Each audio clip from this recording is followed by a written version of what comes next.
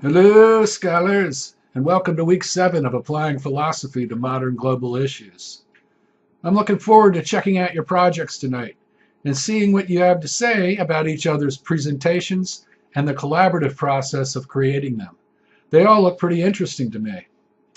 As the course has progressed, you're developing communication, collaboration, and internet research skills, which will serve you well in college and beyond. You're also gaining experience putting effective and persuasive presentations together that make full use of the internet's amazing capabilities. Finally, you're also making friends with people who live all over the place. That's probably more important than anything else. This week, you're going to get the chance to meet students from my Baltimore section of the course in my bricks and mortar classroom. You'll be participating with them in Flipgrid debates on the best path forward for people who live in poverty in the teeming slums of India's enormous and rapidly growing cities. My Baltimore students have been eager to meet you and get to know you all, and will be doing more and more sharing with them as the semester progresses into its second half. So, during the next 3 weeks, we will turn our attention to India, the world's largest democracy, yet a democracy only 69 years old. India has a population of 1.32 billion people, and it's growing at a rate of 17.4% during the first 2 decades of the 21st century.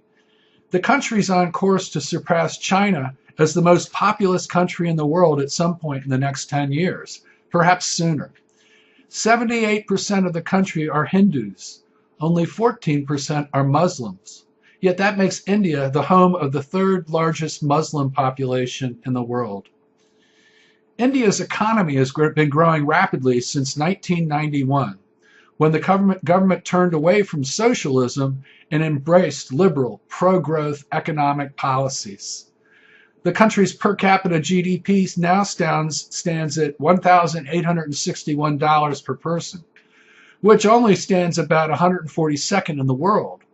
But the Indian economy has the 4th fastest rate of growth in the world at 17.6% a year.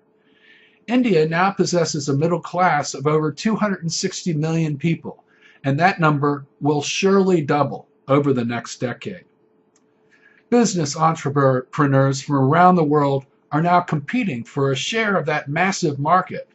Yet today, more than 276 million Indians live below the poverty line. That's 24% of the population. And the poor are literally on the move. 7 of every 10 Indians still lives in a rural region, but the cities are now growing at rates of over 31%. A massive migration is underway as Indians give up their traditional farms and villages to move to the big cities. Massive economic change, rapid urbanization, a rapidly growing middle class, huge poverty, and cultural transformation. India will be one of the major stories of your generation. That's why Katherine Boo's Behind the Beautiful Forevers is so fascinating.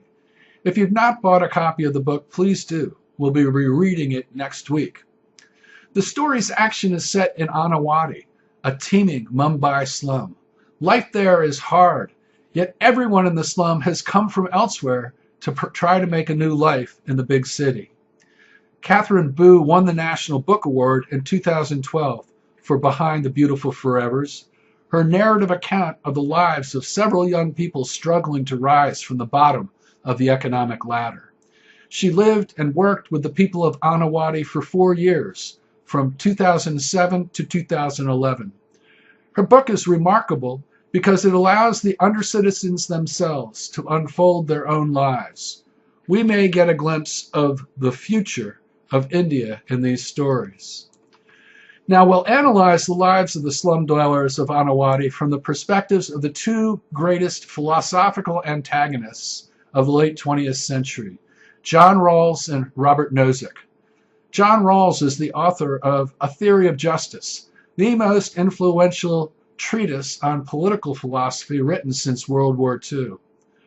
Rawls justifies asking the rich to redistribute more of their income by asking them to imagine a society in which they cannot choose the class into which they are born. His colleague at Harvard, Robert Nozick, rebuts Rawls' argument by presenting a compelling defense of the rights of the individual, which would be continually violated if any government tried to implement Rawls's plan. Two giants of Indian economics today, Amartya Sen and Jagdish Bhagwati, take similar positions to Rawls and Nozick respectively. The two have been principal antagonists in a public debate over the benefits of development versus growth over the past several years. This debate impacted public opinion in the 2014 election, which brought the current Prime Minister, the BNP Hindu nationalist candidate Narendra Modi, to power.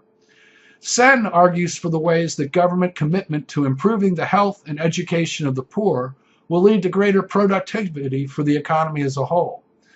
Bhagwati argues that such massive social programs will slow economic growth and actually harm the chances of poor people to escape poverty.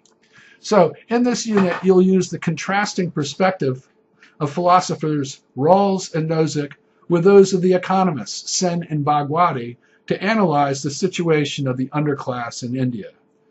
And we'll do that by participating in a debate using Flipgrid. Although we will not meet and debate synchronously, Flipgrid allows us to work as teams and debate asynchronously. Everyone will be participating on one of the 5 different debate groups. You can see which team you'll be on by going to the GOA versus Gilman debate group page. Here's the resolution. Resolved. India must embrace Prime Minister Modi's low-tax, pro-growth policies and cut back on social spending in order to maintain a rate of economic growth which will eventually lift the poor into the middle class.